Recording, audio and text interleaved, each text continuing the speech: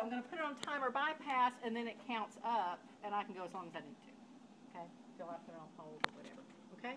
So basically, the procedure is going to be, I'll attach the ground to my patient, put this on the area where I think it is on continuous, and try to find that motor point for the muscle. Okay? Once I find that point and I get my intensity for the desired effect, then I'm going to put it on hold, switch it over to surge, and treat. Because in that 6 seconds I haven't moved, I turn it back up to where it was, and then I can treat for that. But there's other procedures prior to that. Okay? On the probe here, it has a switch hook. So no matter what the machine says, no current is flowing until the switch hook is depressed. Now what you don't want to do is have this on your patient with the dispersive on them and be turning it up. How are you feeling that? Are you feeling it? You're not feeling that yet? How about now? You're still not feeling it? Oh. Okay, so if you realize that, okay. There we go. Because it will only, and you can interrupt with this, but you don't need to if you treat with surge because it'll interrupt on its own. Okay? So who's my guinea pig? I need an arm. Okay, that'll work. Right there. Okay, so I'm going to put my dispersive on a non-antagonistic body part but close. So I'm going to do a muscle here, and it's working her hand. So I don't want to put it on the back part of her forearm and hand. So I'm going to put it up here on her upper arm. And I'm sorry, it's cold now. It was warm. Okay. And I'm just going to use a strap to hold it in place and try to get it to conform around as best I can so it's in good contact with her arm. She should feel nothing in this pattern. And I would have her probably sitting a little higher than that so she's not hyperextending or whatever for comfort. I do that anyway, so. Okay, now the action I'm expecting is for these fingers, and these two are more superficial than these two, so it's not uncommon to get these going first.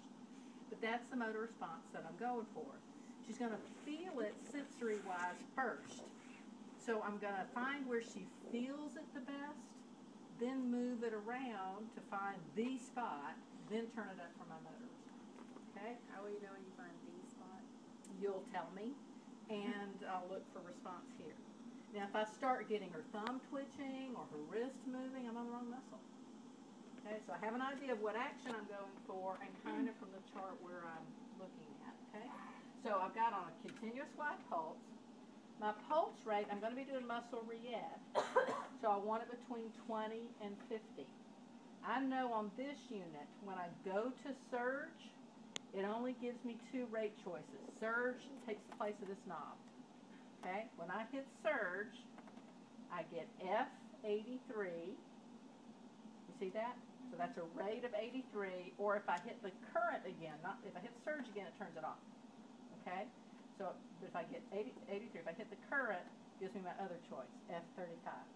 That's my only 2 rate choices when I'm treating with surge. Which one of those do I want? 35. Okay? I don't want 83, it's too high. So I take it off surge, I'm back on continuous. I want to put my rate on continuous at what it's going to be on surge because my intensity may be different if my rate's different. So 32 is as close as that knob shows there for 35.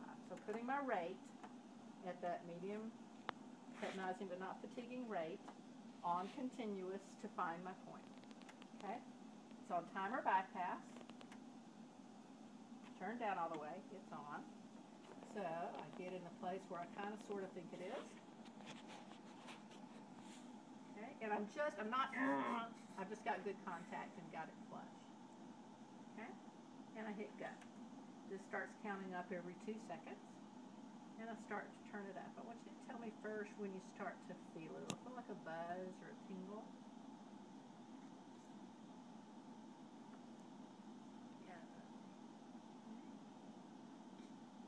Pretty strong but not uncomfortable? Yeah. Okay. Leaving my switch hook depressed, not turning it up. I'm just going to slide it around. You tell me where you feel it the most, and it may stay right there. It may kind of go down to your fingers. I'm not lifting it up. I'm just dragging it.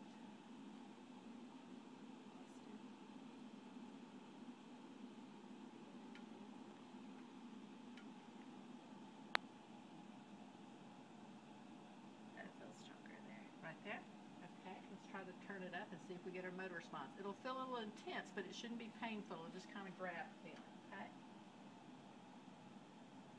Tell me if it gets too uncomfortable. There we go. Okay, she's at 24 milliamps. I make a mental note of that. I put it on hold. She can relax down. I don't move because I found my point, at least for these fingers, and that's good enough for today. Turn my intensity down. I can let go of the switch hook if I want to, but I just kind of keep it there because I won't forget, okay? Then I go to surge. I make sure it's on a rate of 35, okay?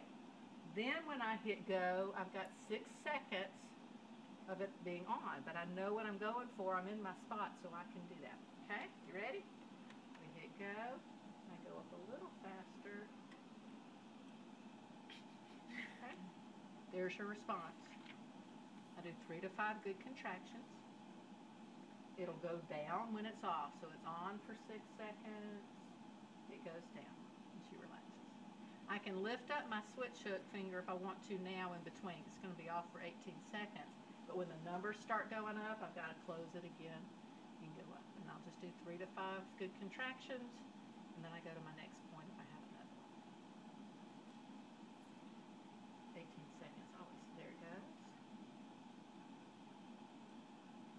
And if I'm not getting exactly response, I can bump it up a milliamp or so, you know, to get the same response. But you do want to make sure that you're kind of trying to keep the same relationship. If I turn it, I'm in the same spot, but I'm not going to get the same reaction. Okay? That's the Mettler for today. Feels weird. It's not like